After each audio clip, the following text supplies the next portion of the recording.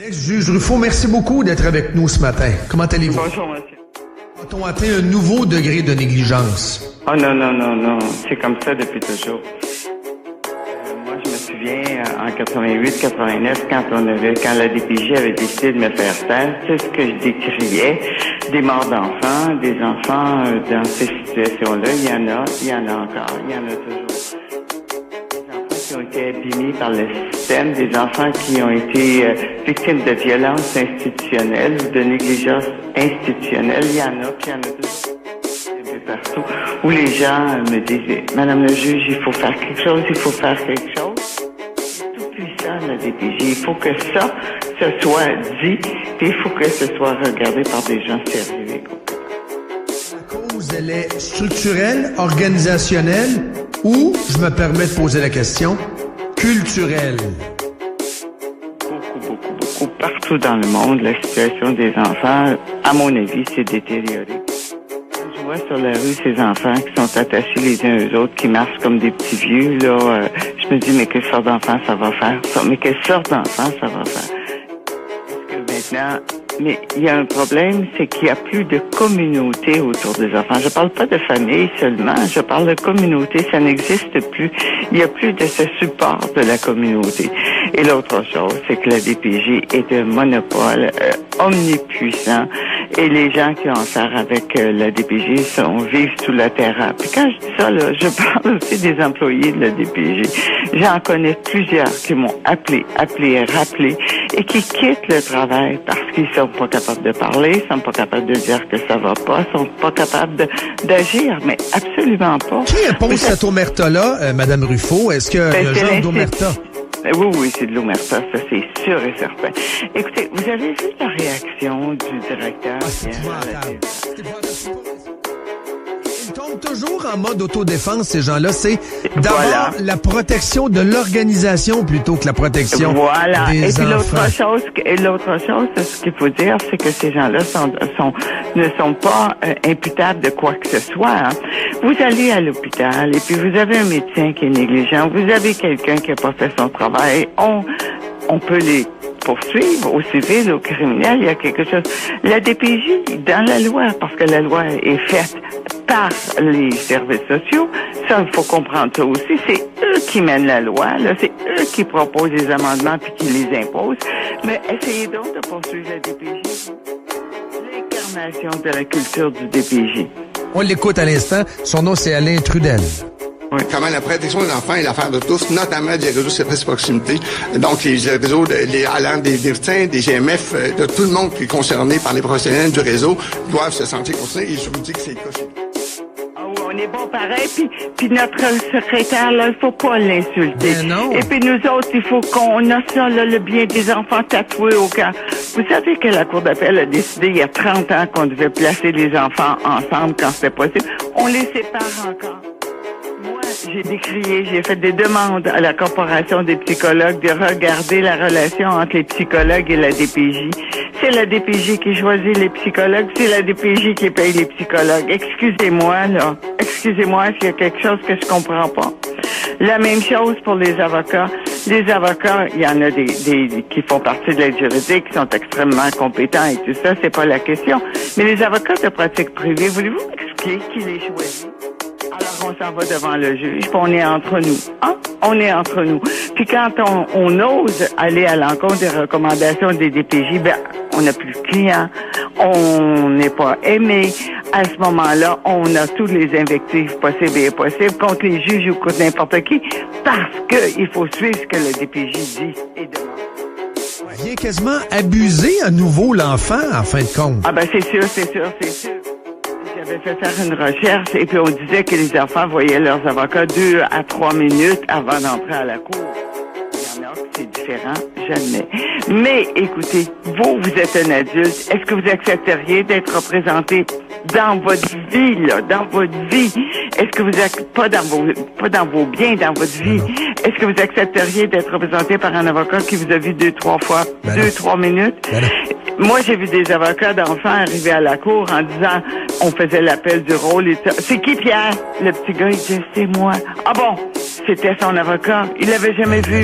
Des numéros. Ben ça là, ça n'est permis que parce que ce sont des enfants. Jamais on ferait vivre ça à des adultes. Jamais, jamais, jamais. Que devrait faire François Legault, premier ministre du Québec? Un ombudsman pour les enfants, protecteur de l'enfant. Faire le grand ménage. Vous savez, quand vous êtes délégué de la protection et que vous avez une maîtrise en service social, on vous empêche de dire que vous avez une maîtrise en service social parce que tous les autres autour sont pas formés. On va pas diminuer, faire la pépène à ceux qui ont des certificats. Exactement. On va pas faire de la pépène à ceux qui n'ont pas fini le cégep ou à peine ça a fait ça. Exact. Ça, là, écoutez, ça, moi, je l'avais décrié. La région où je siégeais, Saint-Jérôme, est allée en tutelle. Et on a obligé les gens à poursuivre leur formation. C'est pas d'hier, ça. Ça fait 30, 40 ans, mais ils sont tellement forts et tellement puissants que personne ne peut rien faire contre la DPJ. Est-ce qu'ils devraient mettre la DPJ de l'Estrie en tutelle ce matin? Ah, pas de l'Estrie, parce que c'est partout dans la province. C'est partout dans la province. Moi, je pense que ce que le premier ministre devrait faire, c'est de nommer un commissaire au droit. D'abord, faire le ménage là-dedans. Là, oui. Il faut faire un grand ménage. Faire le ménage, vous parlez de quoi? Il faut qu'on dise faire le ménage, ça commence où? Je vous nomme ministre, je vous donne les clés de la voiture. Vous êtes en charge, justement, de ce ménage-là, tiens. Et d'ailleurs... Je commencerai par la loi. OK, on refait la loi. De quelle manière? On doit refaire la loi. Oui. Cette loi existe de 40 ans, puis je l'ai expliqué déjà à d'autres endroits. C'est que la loi est la seule loi qui existe qui est partagée la responsabilité en deux ministères. Le ministère de la Justice et des Affaires sociales. Le ministère des Affaires sociales a pris le dessus et après, le ministère des Affaires sociales a régimenté cette loi-là et a fait faire des centaines et des centaines de changements législatifs pour accommoder les travailleurs de la DPJ. C'est une loi honteuse, hein? C'est une loi honteuse. Quand est-ce que vous avez une loi? Expliquez-moi. Quand est-ce que vous avez une loi où des gens ont des responsabilités dans la loi, puis en même temps, on leur dit, on peut pas les poursuivre, ils sont pas redevables. Ça, c'est dégueulasse. Ben oui, mais c'est ça quand même, hein? Absolument. Vous placez des enfants, vous êtes DPJ, vous placez 2 petits-enfants avec 4 adolescents qui sont des abuseurs. 5 minutes après, les enfants sont abusés. Hein? Ça, c'est prouvé. Puis vous pouvez rien faire contre la DPJ? Si François Legault a une mission pour vous, seriez-vous apte, en mesure de l'accepter? Non.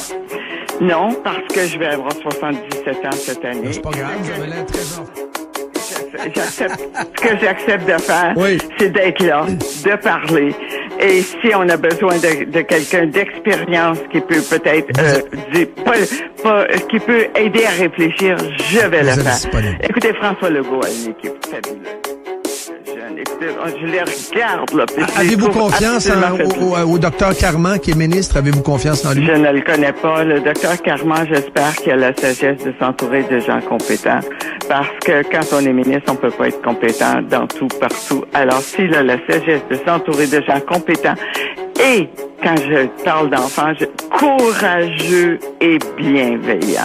Là, ce mot-là, est courageux et bienveillant. Courageux et bienveillant. Courageux et bienveillant. Il faut le remettre à l'ordre du jour. Puis des gens courageux. Moi, j'ai vu tellement de personnes m'appeler.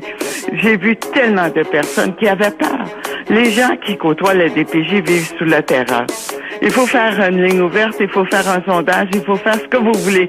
Vous allez voir à travers la province comment les gens ont peur de la DPJ. Et je prends le mot terreur et je pense qu'il n'est pas abusif. Vous le savez, Maître Truffaut, que vous êtes unique, hein? C'est vrai. Est-ce que c'est pas un peu inquiétant? C'est peut-être valorisant de vous le faire dire, bien quelque sûr part. Que c'est inquiétant. Oui, la DPJ a porté des dizaines et dizaines de plaintes contre moi pour me faire taire. Oui. J'ai démissionné, bien sûr. Mais depuis ce temps-là, est-ce que vous savez qu'on m'appelle encore quand je passe des mois complets en Europe parce que j'ai la double citoyenneté? Les télévisions, les radios m'appellent en disant « Mais Madame le juge, il n'y a personne qui parle. » Il n'y a jamais un autre juge qui a levé la voix puis qui a dit quelque chose. Jamais. Les gens ont peur. Les gens ont peur. Ça, il faut le dire.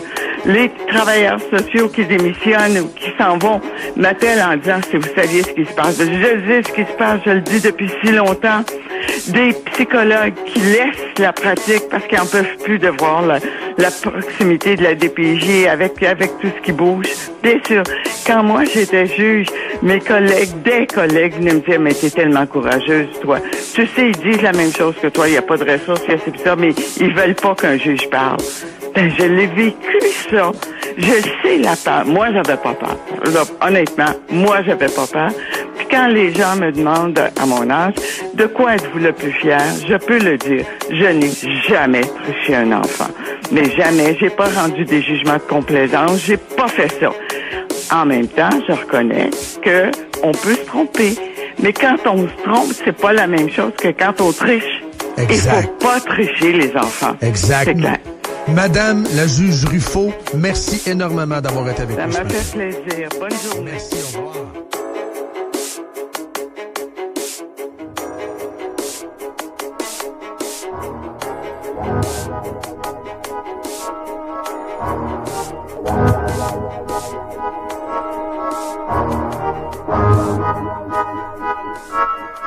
Lost by